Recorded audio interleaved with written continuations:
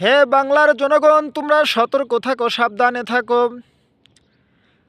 আল্লাহ রসুল সাল্লাল্লাহু আলাইহি ওয়াসাল্লামের ভবিষ্যৎবাণী ৭২ ফেরকা। আমরা ৭২ ফেরকার মধ্যে পড়ে গিয়েছি। ৭২ ফেরকার উলামায়ে কেরাম শুধু সমাজে ফিতনা ছড়াইবে, কোরআন ও হাদিসের অপব্যাখ্যা করবে।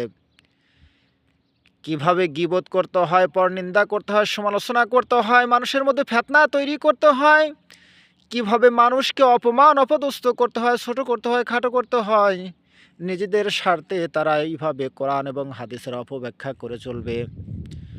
আর একটা দল থাকবে সঠিক পথে, সেই দলটা নির্ণয় করা বড়ই কঠিন হয়ে যাবে।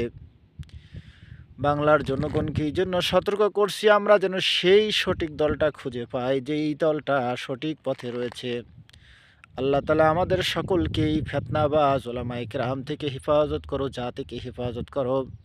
ভিডিওটা ভালো লাগলে বেশি বেশি শেয়ার করে জনগণকে সতর্ক করে দিন।